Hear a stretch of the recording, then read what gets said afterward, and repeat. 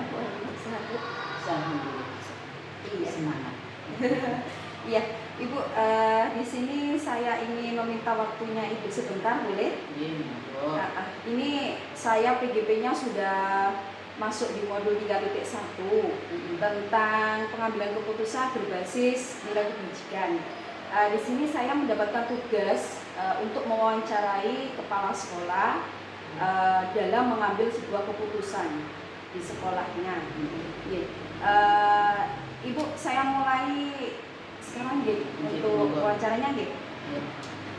Untuk pertanyaan yang pertama, selama ini bagaimana Ibu dapat mengidentifikasi kasus-kasus yang merupakan dilema etika atau bujukan moral?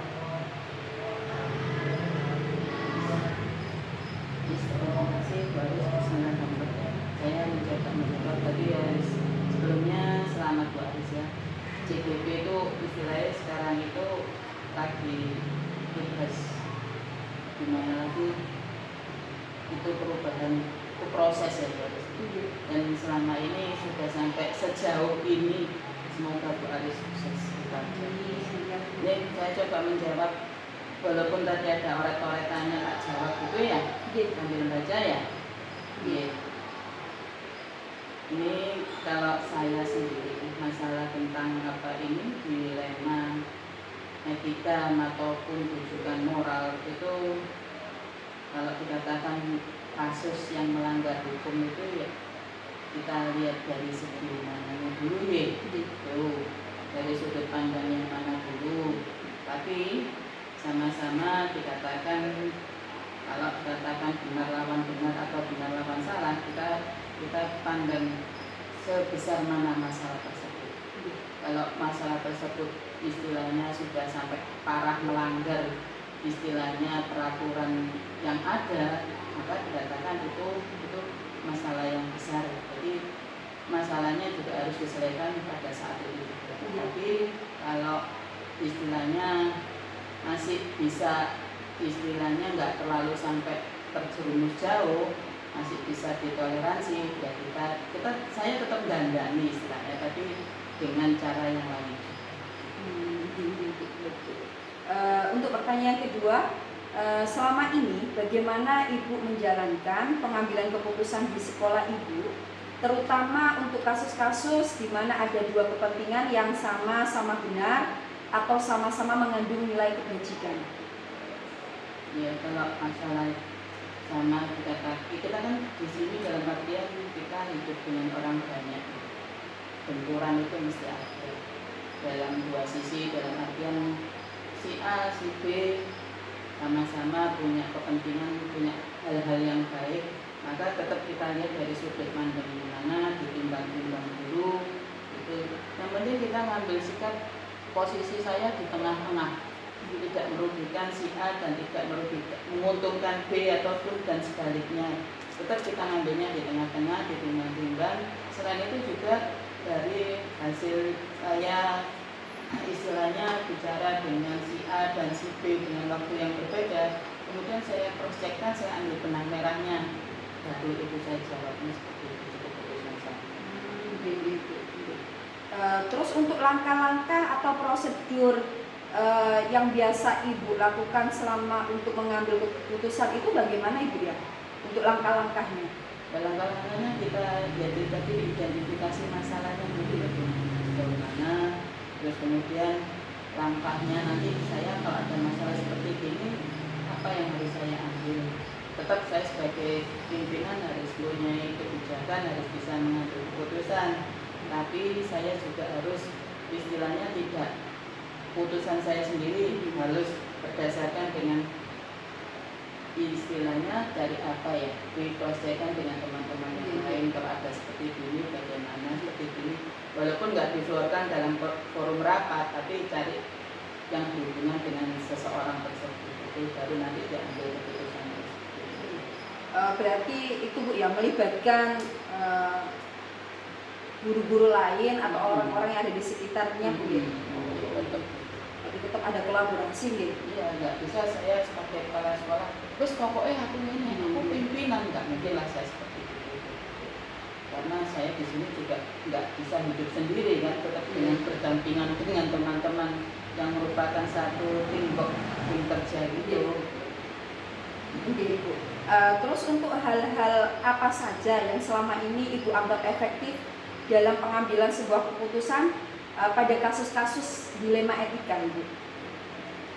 Ya, dalam hal seperti ini biasanya saya analisis dulu kasusnya tersebut, terus kemudian istilahnya solusinya apa ya.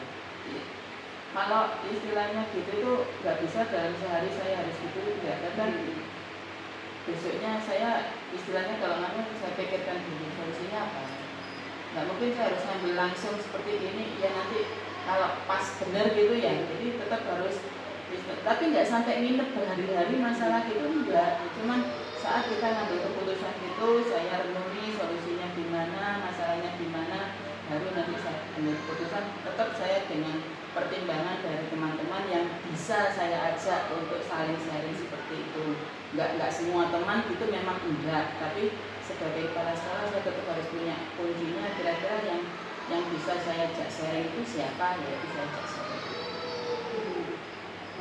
Berarti untuk pengambilan keputusan itu nggak harus pada saat itu juga, Bu, nggih.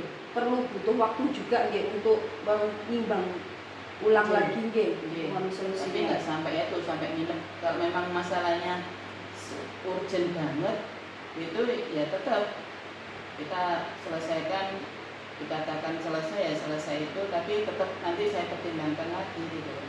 Nggak sampai nginep berhari-hari, nggak sampai. Terus untuk hal-hal apa saja yang selama ini yang dianggap Ibu tantangan dalam pengambilan keputusan pada kasus-kasus dilema etika? Pastinya kan ada, Bu, ya, tantangan-tantangan dalam pengambilan keputusan itu. Itu hal yang seperti apa, Bu? Kadang itu dalam hal keputusan terus terang aja, kadang batin ini gimana ya, namanya orang ya tetap ada rasanya tuh kok begini, tapi tetap diambil ditimbang-timbang. Itu tadi saya berdirinya di posisi tengah-tengah dalam hal keputusan. Jangan sampai keputusan saya itu bisa merugikan seseorang. Kalau memang ada seseorang yang tidak beristilahnya nggak setuju dengan jawaban saya atau keputusan saya, maka orang tersebut saya panggil dalam artian alasan jenengan apa gitu. Kalau jenengan punya pandangan yang lain, saya ambil benang merahnya. Oh, berarti maksudnya itu seperti begini, oke gitu. Tapi asalkan tidak melenceng jauh dari keputusan yang saya ambil. Terus untuk pertanyaan selanjutnya, Ibu, apakah Ibu memiliki sebuah tata cara atau jadwal tertentu dalam sebuah penyelesaian kasus dilema etika? Terus penyelesaiannya itu apakah langsung di tempat itu, ataukah ada yang tadi kata Ibu ada waktu berjeda untuk mengambil solusi tersebut, Ibu? Ini itu tadi pandangan saya masalah urgent atau apa istilahnya berat atau ringannya masalah ya seperti itu. Kalau memang masalahnya itu nggak terlalu sampai menyimpang jauh terhadap peraturan yang ada, langsung berbenturan dengan seperti itu, maka saya panggil orangnya, terus kemudian saya beri istilahnya, saya tanya apa maksudnya kok seperti gini-gini. Ya itu tadi saya bicara dari hati ke hati, saya langsung saya selesaikan saat itu. Tapi kalau benturan langsung dengan masalah, nah itu kan butuh orang banyak dalam artian saya di sini sebagai pimpinan, mungkin atasan saya nanti ada lagi, jadi saya sharing dengan atasan saya dan sebagainya. Apabila benar-benar berbenturan banget dan menyimpang jauh dari seperti itu. Berarti Ibu juga melibatkan kayak pengawas itu, melibatkan pemimpin? Ya, kalau memang itu istilahnya sudah sampai parah dalam artian itu, tetap saya harus koordinasi dengan sebagai atasan saya gitu aja. Karena nggak mungkin masalah yang besar saya pendam sendiri, itu kan nggak mungkin. Walaupun kita jangan sampai masalah itu keluar, tapi setidak-tidaknya saya harus koordinasi dengan atasan bahwa di sekolah saya kejadian seperti gini. Jadi istilahnya atasan biar perso juga, biar tahu solusi yang harus saya ambil bagaimana gitu. Karena saya sebagai pimpinan di sini tetap mempunyai pimpinan juga, mempunyai atasan yang harus tahu apa langkah-langkah yang harus saya lakukan. Dan permasalahan yang ada di sekolah yang benar-benar istilahnya ya cuma apa gawat atau gimana gitu yang besar. berarti memilih dulu mana permasalahan yang berat dan yang ringan ya. Kalau memang berat itu kita harus konsultasi sama atasan kita, koordinasi dengan atasan. Tapi kalau sekedar ringan nggak sampai parah gitu ya kita memberikan hati daripada kita nunggu terus baru kita selesaikan, dan kita juga nggak lepas dari teman-teman sekitar kita juga. Oke, Ibu. Kemudian untuk faktor-faktor apa yang selama ini mempermudah atau membantu Ibu dalam mengambil keputusan untuk kasus-kasus dilema etika itu? Ya kalau misalnya seperti dilema etika di sekolah ya otomatis ya dengan sesama teman, istilahnya di situ kan ada, kami punya istilahnya pembagian job kerja juga ya, mana yang bagian kesiswaan, mana yang bagian umum atau gini. Nah dari situ istilahnya kan wakil-wakil saya di situ, jadi saya mungkin koordinasi dengan bagian umum kalau ada masalah seperti ini gimana. Kalau benturan dengan masalah dengan siswa, maka saya minta bantuan dengan kesiswaan, caranya mengatasi ini gimana. Kalau memang berhubungan dengan wali murid, maka wali murid yang bersangkutan saya ajak sharing dulu. Terus selain itu bisa juga dengan komite sekolah sebagai perwakilan wali murid yang ada di sekolah. Istilahnya saling sharing, ada permasalahan seperti ini, misalnya yang berhubungan dengan wali murid itu atau dengan siswa sendiri, otomatis harus sharing dengan komite juga sebagai perwakilan dari wali murid. Berarti memang ada Bu ya faktor untuk mempermudah pengambilan keputusan dari kasus-kasus yang sudah ada di sekolah ini ya. Alhamdulillah seperti itu saya mengerjakannya dan selesai juga sih seperti itu masalahnya. Iya Ibu, ini untuk pertanyaan yang terakhir Ibu. Dari semua hal yang telah Ibu sampaikan tadi, adakah pembelajaran yang dapat Ibu petik dari pengalaman Ibu mengambil sebuah keputusan dilema etika? Jadi gini, saya tetap ya, kalau sesuatu kan ada manfaatnya ya. Tetap harus koordinasi dengan teman yang ada. Kemudian dari atasan dengan pimpinan juga koordinasi. Kemudian dengan komite tetap ada. Terus kemudian kalau ada yang nggak terpuaskan ya otomatis kita ngambil benang merahnya, kita selesaikan itu juga. Istilahnya gitu. Ada memang hal-hal yang istilahnya namanya orang banyak yang puas dan nggak puas dengan keputusan gitu. Ya, pastinya. Otomatis ya saya harus legowo kalau memang orang itu nggak puas dengan keputusan saya harus legowo, tapi saya nggak bisa istilahnya satu cuekan mereka enggak, tetap saya panggil nggak puasnya gimana, solusinya gimana, mari kita cari garis tengahnya. Nggak mungkin kan segala sesuatu nggak ada solusinya, itu nggak mungkin, tetap ada, tapi ya sebagai pimpinan harus tetap legowo. Kalau ada orang yang merasa nggak puas dengan nama kita ya kenapa, tapi ya kita tetap bilang sama teman-teman dalam artian gini, kita di sini tuh tim kerja. Kalau misalnya satunya sudah nggak puas dengan saya, otomatis kan sengklat gitu loh, gitu loh. Nah, makanya itu saya dekati, saya seperti itu, apa yang nggak puas dengan saya, dalam istilahnya bolehlah menemui langsung. Saya nggak suka dengan ibu, saya begini-begini, monggo, mari kita sama-sama saling ngomong. Karena di sini saya sudah menerapkan kita tim kerja, kita di sini saudara, setiap hari ketemu, gitu. Nggak mungkin aku mencucu karo anak buahku kan nggak mungkin juga, gitu. Saya usahakan, saya ngerjakan di sini, teman-teman kondusif, teman-teman seneng, saya juga seneng gitu ada di sini. Dan kita hidup tidak cari masalah ya, memang masalah itu ada datang dengan sendirinya gitu, tapi tetap itu lagi harus melibatkan orang banyak juga, harus legowo juga gitu aja. Iya Ibu, luar biasa Ibu jawabannya. Di sini saya banyak sekali mendapatkan pelajaran dari cara Ibu mengambil sebuah keputusan yang mudah-mudahan nanti kedepannya juga dapat bermanfaat bagi saya Ibu. Walaupun nanti kedepannya juga saya nggak tahu kedepannya nanti saya seperti apa. Yang mudah-mudahan ini nanti menjadi sebuah pelajaran buat saya. Nanti kalau kedepannya ada pengambilan keputusan, walaupun tidak harus jadi kepala sekolah itu ya Bu. Dan sekarang kan saya juga jadi pemimpin pembelajaran di kelas. Jadi pastinya kan ada di dalam kelas itu masalah-masalah juga kan Bu. Nah, berarti yang saya simpulkan dari jawaban Ibu tadi itu semua pengambilan keputusan itu kita harus berkoordinasi sama orang-orang yang ada di sekitar kita gitu gitu. Terus mencari fakta-fakta yang benar dulu. Jadi tidak harus langsung mengambil keputusan di saat itu juga, karena sebuah keputusan itu pastinya kan membutuhkan fakta yang benar juga Bu gitu. Ya, selain itu kalau misalnya posisi kita ada masalah, terus kemudian ada harus selesaikan sekarang, otomatis kan ini sepanang keputusannya diambil dengan sepanang itu nggak akan benar juga. Mesti maut istilahnya seperti itu.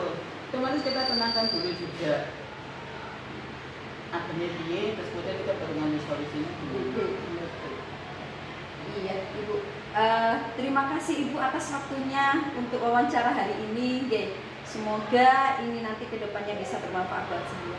Semoga sukses guys. Amin. Itu istilahnya proses buat jenengan. Minta dukungannya Ibu. Terima kasih. Saya akhiri. Assalamualaikum warahmatullahi wabarakatuh. Waalaikumsalam. Assalamualaikum warahmatullahi wabarakatuh. Waalaikumsalam warahmatullahi wabarakatuh. Bagaimana kabarnya Bapak hari ini? Alhamdulillah baik-baik Bu. Alhamdulillah. Dan sama juga sehat. Amin. Bapak. Sudah lama juga Pak ya saya belum ketemu sama Bapak Iya. Ya, karena kesibukan dulu jadi nggak apa-apa. Nanti tugasnya jangan ditinggalkan. Ini hari ini saya ingin minta waktunya Bapak sebentar untuk ketagihan tugas Bapak di Guru Penggerak ini kan saya sudah di modul 3.1. Itu tentang pengambilan keputusan berbasis nilai kebajikan oleh pimpinan sekolah. Jadi di sini saya minta waktunya Bapak untuk berbincang-bincang santai saja tentang cara pengambilan keputusan oleh Bapak di sekolahnya jenengan. Ya, terima kasih Bu. Saya dipilih Ibu, mudah-mudahan saya nanti bisa menjawab pertanyaan Ibu. Dan apa yang saya lakukan pasti saya sesuaikan dengan kondisi di sekolah saya. Iya Bapak. Saya mulai Bapak Ya, monggo silakan. Untuk pertanyaan yang pertama, selama ini bagaimana Bapak dapat mengidentifikasi kasus-kasus yang merupakan dilema etika dan rujukan moral pada saat ada permasalahan di sekolahannya Bapak? Titik beratnya etika dan moral ya. Nah, etika dan moral itu kan hampir sama, tapi ada perbedaan. Apabila terjadi perbedaan itu dilakukan secara hukum ya, secara hukum kasus tersebut melanggar hukum, maka tentu benar lawan salah ya. Kalau benar dan salah itu jika masih bisa dikatakan masalah tersebut baru dikatakan sebagai dilema etika. Rujukan antara moral dan etika itu menurut Ibu mana? Bagaimana? Iya Pak. Kalau dilema etika itu, kalau menurut kita itu untuk yang dilema etika berarti kita permasalahannya lawan benar Bapak. Jadi kalau ada permasalahan sekiranya itu berlawanan antara benar dan benar, itu yang mengambil keputusan itu agak sulit Bapak biasanya Bapak. Itu untuk yang dilema etika. Kalau rujukan moral itu biasanya keputusan yang diambil antara benar lawan salah gitu Pak. Iya. Ya. Moral itu biasanya kan berkaitan dengan Tuhan ya. Kalau etika itu kan perilaku ya. Perilaku kita ya. Dimana perilaku kita, etika itu bisa melanggar hukum. Kalau melampaui apa yang ditentukan oleh peraturan. Itu aja ya Bu kira-kira dari saya itu. Untuk pertanyaan selanjutnya, bagaimana Bapak menjalankan pengambilan keputusan di sekolah Bapak, terutamanya untuk kasus-kasus di mana ada dua kepentingan yang sama-sama benar dan sama-sama mengandung nilai kebajikan. Mengandung sama-sama benar dan kebajikan ya. Tentu saya selaku pimpinan mengidentifikasi dulu permasalahan yang ada, kasus ya dari berbagai sudut pandang. Tentunya setiap pemimpin punya sudut pandang berbeda-beda dari kacamatanya sendiri-sendiri. Kemudian saya menimbang secara matang mana yang paling benar dan keputusan tersebut menggantungkan ya. Menggantungkan banyak orang tidak ada yang dirugikan. Intinya Bapak Ibu, kebijakan itu diutamakan menurut saya kalau mengambil keputusan itu sebagai pemimpin. Tapi kalau sudah melebihi pelanggaran atau ya tetap hukum itu berjalan. Tapi kebijakan pimpinan itu pasti ada. Aku suwun itu. Berarti kalau untuk pengambilan keputusan di sekolahnya Bapak itu yang pertama itu harus diidentifikasi dulu nih kasusnya. Identifikasi yang penting itu. Setelah itu baru menimbang secara matang mana yang benar dan mana yang salah. Sekiranya itu tidak merugikan dari satu pihak gitu Pak, dan tidak menguntungkan dari satu pihak. Baik Pak. Terus untuk langkah-langkah atau prosedur seperti apa yang biasa Bapak lakukan selama ini untuk mengambil sebuah keputusan? Pertama yang mencari fakta-fakta bukti yang ada ya, dari munculnya permasalahan itu. Apa yang terjadi dalam permasalahan itu? Itu menentukan siapa yang terlibat dalam masalah itu. Masalah kalau sudah ditemukan dengan menanyakan kepada beberapa orang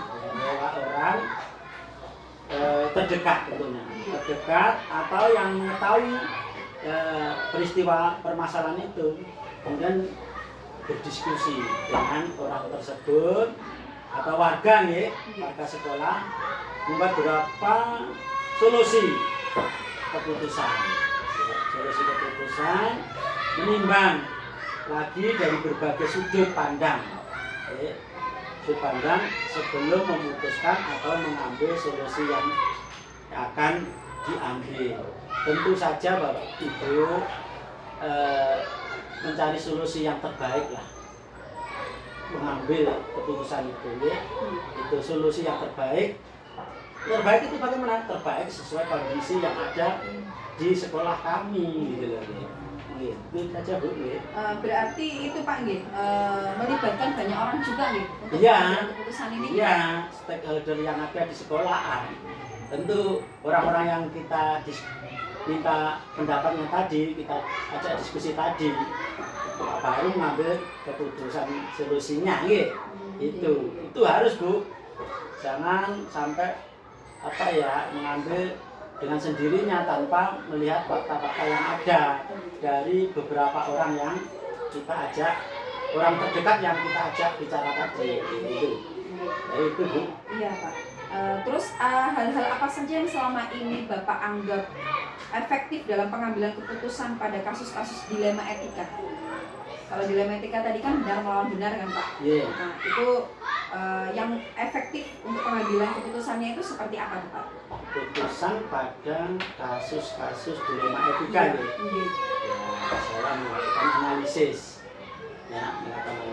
kasus terlebih dahulu, melakukan analisis kasus tersebut terlebih dahulu, kemudian menentukan solusinya dengan menyesuaikan peraturan dan norma yang berlaku serta mendengarkan kepentingan umum, mengedepankan kepentingan umum, karena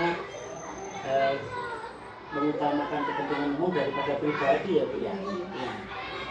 Apakah solusi tersebut bermanfaat bagi banyak orang dan berdampak baik secara jangka pendek maupun jangka panjang, itu yang perlu dipikirkan. Berarti pengambilan solusi itu harus melihat dari beberapa segi pandang juga Pak Betul. Jadi kalau bisa itu kepentingan umumnya didulukan daripada pribadi atau golongan. Iya, walaupun kita juga sebagai Bapak juga sebagai pemimpin sebenarnya berhak kan Pak untuk mengambil sebuah keputusan. Betul. Tapi kan tetap harus melihat dari segi umum dulu Kami sebagai kepala sekolah itu tugasnya sebagai manajer juga sebagai leader Bu. Jadi dia lihat kapan kita jadi leader, kapan kita jadi manajer. Tentu harus kalau sudah menjadi pemimpin atau leader ya kita bisa mengambil keputusan dengan sendiri, harus berani, itu risikonya jadi pemimpin. Walaupun itu pastinya pada saat pengambilan keputusan itu ada beberapa pihak yang tidak dirugikan kita gitu Pak Ya sebagai pemimpin harus gitu Bu. ini sebagai pemimpin, saya manajer, kita manage dengan beberapa orang ambil keputusan itu. Jangan apa itu tidak bisa membedakan. Ya. Jangan kapan jadi pemimpin, kapan jadi manajer. Nah, karena kepala sekolah itu ada dua itu. Ya. Itu ya Bu ya. Itu di tempat kami. Ya. Terus hal-hal apa saja yang selama ini merupakan tantangan Pak? Tantangan Bapak, iya, tantangan Bapak dalam pengambilan keputusan tentang kasus-kasus Dilematika. Pastinya kan ada tantangannya Pak. Tantangan dalam keputusan Dilematika ya Bu. Iya, pengambilan keputusan. Ya pasti tantangan, hambatan itu ada. Tantangan, hambatan, itu kendala ya sama ya Bu. Iya. Dalam mengambil keputusan adalah ya mencari keputusan yang terbaik. Apa yang terbaik itu? Ya karena keduanya merupakan masalah yang sama-sama benar. Dalam mengambil keputusan harus menguntungkan kedua belah pihak. Ya. Walaupun diputuskan dengan belah pihak sudah menguntungkan, kadang-kadang yang diputuskan itu masih merasa tidak adil dan sebagainya, itu biasa Bu. Iya Pak. Iya. Jadi ya yang penting intinya tidak merugikan salah satunya. Kedua belah itu bisa menerima dari keputusan saya itu gitu ya. Jadi pasti ya namanya adil tidak harus sama ya Bu. Iya. Nah itu saja. Oh, berarti tantangannya pada saat pengambilan keputusan itu pada saat Bapak memutuskan dari permasalahan tersebut ada beberapa yang tidak, maksudnya itu pastinya kan Pak ada yang merasa ya kurang puas gitu Pak ya. Pastinya kan ada yang kurang puas, ada yang puas gitu kan Pak. Iya, betul. Tapi pengambilan keputusan tetap harus dijalankan Pak gitu. Iya, harus. Jangan tidak kita sebagai pemimpin berani mengambil risiko tadi. Iya, itu iya. pemimpin. Iya, Nah, iya. Iya. Itu seorang pemimpin itu pasti ada tantangannya seperti itu. Itu Pak. Ya. Jadi Ya. tantangan terberat itu Pak Iya. sebagai pemimpin itu Kapan Pak. itu jadi pemimpin? Iya. Tapi kepemimpinan yang bijak ya harus mempertimbangkan tadi banyak hal tadi ya. Oke. Ya supaya kedua belah pihak itu tidak apa ya merasa dirugikan. Kalau orang Jawa menang tanpa masuk hati, luruk tanpa bulu. Nah itu bahasa-bahasa yang kadang-kadang kita tidak apa ya, anak-anak sekarang dulu jauh ya. Beneran Pak, saya sendiri juga itu. nggak paham. Nggak paham. Iya beneran. Jadi merasa menang tapi tidak mengasarkan, artinya bisa menerima itu loh. Ya itu. Itu dulu saya belajar dari Presiden Pak Soeharto itu gitu. Iya, sedikit ya Bu. Setiap pemimpin itu ya apa ya punya pegangan-pegangan. Oh masalah Jawa itu baik ya diambil aja ya, jangan monoton dengan teori-teori sekarang. Kita bangsa Indonesia Bu. Saya teruskan ya. Karena Indonesia itu punya budaya ya, budaya itu, punya budaya yang sangat tinggi menurut saya Bu. Ya, kearifan lokal kita itu harus jangan ditinggalkan. Ya, itu ya Bu ya. Yang penting itu tadi kedua belah pihak intinya tidak merasa dirugikan. Itu. Terus untuk pertanyaan selanjutnya Bapak, apakah Bapak pada saat menyelesaikan kasus Dilematika itu langsung menyelesaikan di tempat atau memiliki sebuah jadwal untuk menyelesaikannya atau bentuk prosedur seperti apa yang Bapak jalankan? Maksudnya pada saat ada masalah Bapak gitu, pada saat ada masalah itu apakah harus pada hari itu juga menyelesaikannya ataukah butuh waktu untuk penyelesaian masalahnya? Jadi pertanyaannya yang ini ya. Pertanyaannya ini ya. Kalau masalah itu ringan Bu, saya ya, kan menimbang permasalahan itu ringan atau berat. Kalau masalah itu ringan ya langsung aja bisa diselesaikan secara baik-baik. Kalau masalah itu berat ya saya akan mencari bukti atau fakta-fakta yang ada gitu. Ya dari munculnya permasalahan itu ya terus menentukan siapa yang terlibat ya siapa saja yang terlibat ya dalam masalah tersebut. Kalau sudah ditemukan kita akan ya menanyakan Bu ya beberapa pertanyaan ya kepada orang terdekat serta mendiskusikan. Diskusikan dengan semua warga sekolah tentu. Ya, guru, ya dari karyawan, dari mungkin keamanan dan seterusnya. Karena di sekolah kita ini Bu, selain guru ada tenaga kependidikan, admin ya, ada keamanan, ada kebersihan. Beliau-beliau itu kadang-kadang lebih mengerti juga, jangan sampai disampingkan ya. Ya. Kemudian Bapak Ibu setelah diskusi dengan semua warga sekolah akan mendapatkan sebuah solusi. Solusi yang bagaimana? Solusi yang terbaik tentunya. Solusi terbaik ya, terbaik yang ada di lingkungan sekolah kami gitu loh. Ya, itu ya Bu ya. Berarti pada saat mengambil keputusan tadi yang saya tangkap itu kalau permasalahannya ringan itu bisa langsung diatasi pada hari itu juga Pak nih, pada saat itu juga. Tapi kalau seumpama permasalahannya itu berat, ya Bapak butuh beberapa waktu untuk mengumpulkan fakta, berdiskusi juga. Berarti ada kegiatan rapat juga berarti Pak ya pada saat bisa juga, bisa rapat, bisa ya musyawarah. Ya kita itu kan mengedepankan kekeluargaan. Kalau ada kasus-kasus masalah seperti jangan tidak mengedepankan kekeluargaan itu penting sebagai bangsa Indonesia yang cinta gotong royong. Nah itu Indonesia itu Bu, itu budaya kita ya. Karena gotong royong itu hanya ada di Indonesia. Benar Bapak. Itu ya. Berarti melibatkan banyak orang juga, semua warga yang ada di sekolah ya Pak.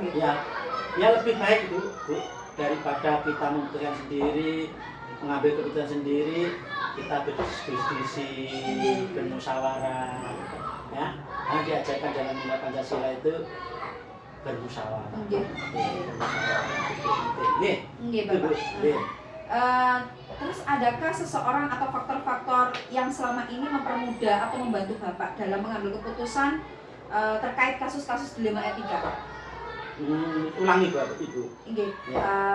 Adakah seseorang atau faktor yang selama ini mempermudah atau membantu Bapak dalam mengambil keputusan dalam kasus-kasus dilema etika? Dalam mengambil keputusan saya selalu mengajak warga sekolah. Mengajak warga sekolah untuk bermusyawarah, berdiskusi, ya, menanyakan tentu itu Bu, itu saya pegang pertama. Nah, mungkin wali murid kita libatkan, orang-orang yang mempunyai kedekatan emosional personal dengan orang-orang yang mengalami permasalahan tersebut. Kalau perlu ya itu semua warga sekolah tadi. Jadi kita kalau melibatkan beberapa warga sekolah, jadi banyak yang membantu Bu untuk mengambil keputusan tadi atau mencari alternatif atau solusi yang terbaik gitu.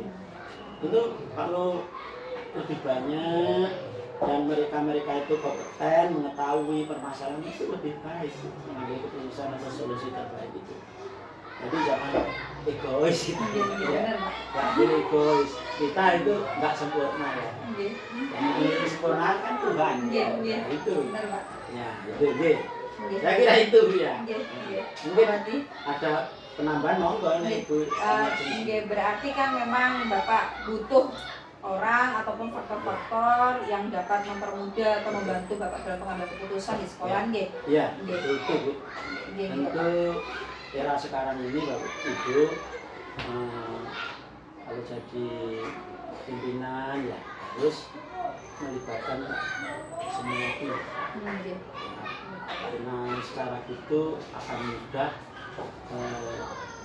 mencari solusi dengan masukan-masukan itu, karena banyak anak muda sekarang seperti jenengan ini guru-guru penggerak ini kan generasi penerus. Nah yang harus banyak kita menanyakan terutama masalah IT. Generasi jenengan ini kan masalah IT. Kalau saya ini kan generasi ya, generasi apa ya Bu? Dari dahulu, tapi banyak pengalaman juga, jangan meremehkan. Dari segi pengalaman mungkin orang-orang terdahulu itu sudah kenyang kan banyak pengalaman. Karena banyak pengalaman juga termasuk guru. Ya, guru yang terbaik juga. Iya itu Bu. Iya. Malah kita itu Pak yang generasi muda ini harusnya belajar banyak sama yang sudah senior sih Pak. Soalnya kan pengalaman yang berharga itu Pak, yang buat untuk pelajaran buat kita gitu loh. Oh, kalau generasi muda sekarang masih ada yang seperti ini baik Bu. Kadang-kadang dia cuek. Menganggap orang tua itu tidak berguna. Kadang-kadang tidak berguna. Kadang-kadang anak muda sekarang itu merasa dirinya itu lebih, kalau jenengan masih punya pikiran itu bagus Bu. Jadi kita harus belajar tentang sejarah pemimpin, banyak membaca buku. Kan eranya beda Bu. Nanti kedepannya era kepemimpinan itu akan geser Bu. Yang dihadapi beda, yang masanya berbeda, regenerasinya berbeda. Harus jadi pemimpin banyak belajar dari yang terdahulu.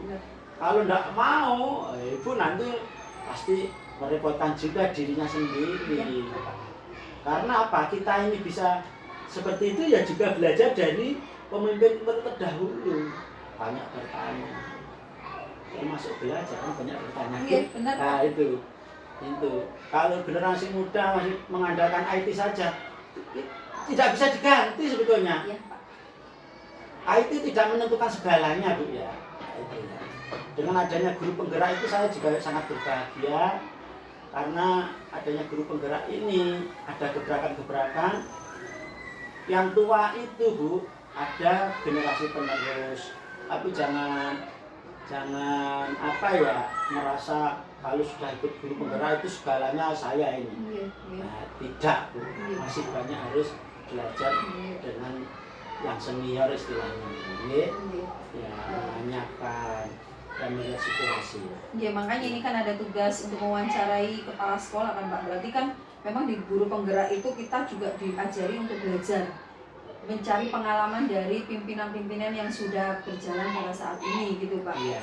Gitu. Jadi kita memang butuh banyak belajar Pak, apalagi untuk memutuskan sebuah permasalahan ketika kita menjadi seorang pemimpin. Walaupun kayak saya gini kan pemimpin, bukan pemimpin sekolah tapi pemimpin pelajaran di kelas kan Pak. Betul, ya. Jadi kan pasti butuh banyak gitu Pak. Betul. Nah ini nanti Bu, kan guru penggerak itu tujuannya dikader untuk kepemimpinan. Antara kepemimpinan kelas, pembelajaran dengan kepemimpinan lembaga Bu, beda Bu, beda. Kita harus banyak belajar, kita harus banyak melihat, mengamati orang-orang yang telah menjadi pemimpin. Ini saya ini sudah 16 tahun jadi kepala sekolah. Ya, itu saya belajar bukan karena pinter Bu. Belajar bagaimana mengondisikan keadaan, situasi dan kondisinya. Jangan disamakan.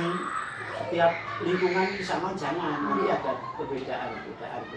Makanya dalam mengambil keputusan jangan meremehkan teman-teman guru kelak. Ya, kebanyakan ini dari teman-teman yang sudah jadi kepala sekolah, dari guru penggerak di Indonesia ya. Lihat ya, harus banyak belajar, bukan meremehkan. Kalau IT oke lah, sudah akhirnya memang gitu. Tapi moral, etika itu harus dipegang. Nah, kalau orang Indonesia itu jangan meninggalkan satu, permisi, mohon maaf, terima kasih. Itu budaya kita yang bagus loh Bu. Tapi kadang ditinggalkan. Padahal orang-orang yang maju, negara-negara maju, Cina, Jepang, budayanya kan di bawah gitu. Ya tidak pernah meninggalkan budaya yang ada di negaranya. Selalu menghormati yang tua, yang tua selalu menyayangi. Itu penting Bu. Penting Bu. Itu jangan meremehkan nilai-nilai itu. Jadi tidak mengandalkan kita itu teori di buku saja. Nah itu ya. Itu Bu saya kira. Bu. Untuk terakhir Bapak, pertanyaan terakhir. Iya. Dari semua hal yang telah disampaikan Bapak tadi, pembelajaran apa yang dapat Bapak petik dari pengalaman Bapak saat mengambil sebuah keputusan dilema etika? Mengambil keputusan dilema etika ya. Ini yang sulit ini. Ya. Namanya pembelajaran itu ya. Pembelajaran itu kan guru yang terbaik juga. pembelajaran hidup, pembelajaran jadi pemimpin. Yang kita ambil dalam pengambilan keputusan ya pada kasus di dalam etika ya sebenarnya mengambil keputusan harus banyak menganalisis tadi loh, menganalisis kasus. Nah itu harus dianalisis dulu. Nah yang ada banyak pertimbangan setiap keputusan. Keputusan itu ya pasti tidak mungkin membuat puas semua pihak. Catatan ini nggak bisa membuat semua puas semua pihak. Yang terlihat pasti ada pihak yang tidak terpuaskan. Itu biasa Bu, saya kira biasa. Pembelajaran itu sudah biasa. Merasa tidak dipuaskan itu ya enggak. Yang terlibat pada pengambilan keputusan harus siap menerima resikonya ya Bu ya. Nah, tapi intinya gini, kepuasan itu relatif Bu. Setiap orang berbeda. Nah, jadi jangan terkejutlah kalau memang misalnya orang yang sudah kita putuskan itu merasa tidak enak dengan kita, tapi itu sudah diambil keputusan yang terbaik. Apapun yang kita sampaikan, kita putuskan itu sudah melalui pertimbangan-pertimbangan yang matang lah. Matang. Nah, tentang etika ya Bu, dilema etika itu ya, iya ya, dilema etika. Etika itu sebetulnya kalau Bu ya, Tuhan itu selalu melihat ya sebetulnya. Hati kita itu sebetulnya kalau melakukan kesalahan atau tidak puas dan seterusnya itu Tuhan mengetahui kok. Ya, itu mengetahui kok. Secara agama ya, secara kita sebagai seorang beriman itu pasti tahu. Enggak merasa tidak puas ya biasa saja lah. Relatif lah itu Bu. Pak puasnya masalah apa? Kan tidak semua toh Bu yang diputuskan itu. Kabeh putusannya aku enggak puas aku menurut saya, pimpinan saya ya. Yang mana itu ya lihatlah situasi kondisi. Mungkin orang-orang yang tidak menerima keputusan itu kadang-kadang dia itu merasa benar, paling benar bukan benar itu ya. Saya kira itu ya Bu ya. Enggak ada yang di dunia puas itu kecuali nanti menurut saya ya. Sudah dipatok 2 itu baru puas. Kayaknya aja ya. Ya berarti kalau jadi pemimpin itu harus siap Pak ya. Kalau nanti pada saat pengambilan keputusan ada yang tidak puas, ada yang puas gitu ya. Ya. Biasanya kan kalau secara umum biasanya dicucui gitu kan. Iya. Ya pasti. Enggak apa-apa Bu. Itu pembelajaran. Mereka itu pembelajaran apa-apa masih muda, kadang-kadang harus banyak. Menurut saya, yang muda bisa berpikir dewasa, yang dewasa, yang tua belum tentu bisa berpikir dewasa. Itu. Jadi ya kayak jenengan itu, saya tahun berapa ya jenengan 2019 ya Bu ya. Itu pola pikirnya sudah pola pikir orang dewasa walaupun usia masih muda Bu. Seperti sampean itu. Kalau ketemu sampean kan saya nasihati ini Bu, ini ya. Nah, jadi dalam kepuasan itu ya menurut saya ya terserah pada pribadinya masing-masing, lingkungan dari rumahnya, dari keluarganya, ya dari pergaulannya itu. Kalau saya ini Bu merasa puas ya, sudah puas lah. Ingat dalam perjalanan kita sebagai guru itu ya sampai ke kepemimpinan itu tentunya kan melalui berbagai saringan ya Bu. Saringan. Itu saya kira itu Bu.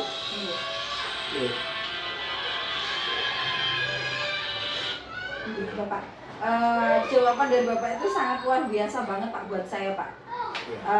Mudah-mudahan dari sesi wawancara ini saya dapat banyak ilmu dari Bapak, pengalaman-pengalaman yang akan saya jadikan ilmu tambahan buat saya nanti ke depannya Pak. Untuk yang saya simpulkan tadi, dalam pengambilan keputusan dilema etika, itu Bapak mengambil keputusannya nggak hanya mengambil dari satu pihak saja. Jadi Bapak itu mengambil keputusan dengan melihat dari beberapa sisi juga, mulai dari mencari fakta tadi nggih, Nggih. terus menentukan siapa saja yang terlibat, Nggih. terus mengadakan bisa semisal rapat ataupun musyawarah untuk mengambil sebuah keputusan yang terbaik gitu Bapak nggih. Bapak, saya cukupkan sampai di sini dulu Bapak untuk sesi wawancaranya. Terima kasih, banyak hal yang sudah saya dapatkan dari kegiatan sesi wawancara ini. Nggih. Nggih. Saya ya terkejut tadi dibel Ibu ya, Nggih. tapi ya apa yang saya harapkan nanti yang baik buat untuk Ibu, Nggih. yang kurang baik ya jangan diambil. Semua itu ilmu itu menurut pendapat panjenengan. Nggih. Menurut pendapat saya ya bisanya seperti itu Bu Nggih, ya. Bapak. Jadi seperti itu, dan berjalannya waktu dan usia nanti akan membawa dampak itu. Jadi kalau dulu seperti ini nanti lama-kelamaan. Ini memang kalau saya lihat memang sudah ada bakat-bakat sebagai pemimpin. Jadi saya doakan sukses ya, Amin. Gitu, sukses itu doanya, regenerasi. Bapak. Amin. Tapi jangan lupa amanah Bu ya. Iya. Amanah itu yang bukan teguh. Ya, apa yang diberikan kepada kita oleh Tuhan maupun pimpinan itu harus beramanah. Nggih, nggih, Bapak. Karena titipan itu aja. Nggih, nggih. Jangan lupa bahwa itu hanya titipan. Jabatan, harta, Nggih. tahta itu hanya titipan aja. Pegang amanah, insya Allah sukses. Terima kasih Bapak atas waktunya nggih. Nggih. Sudah meluangkan buat sesi wawancara ini nggih. Hatur suwun saya dipilih. Mudah-mudahan Nggih. gitu. Jadi saya akhiri Bapak. Assalamualaikum warahmatullahi wabarakatuh. Waalaikumsalam warahmatullahi wabarakatuh.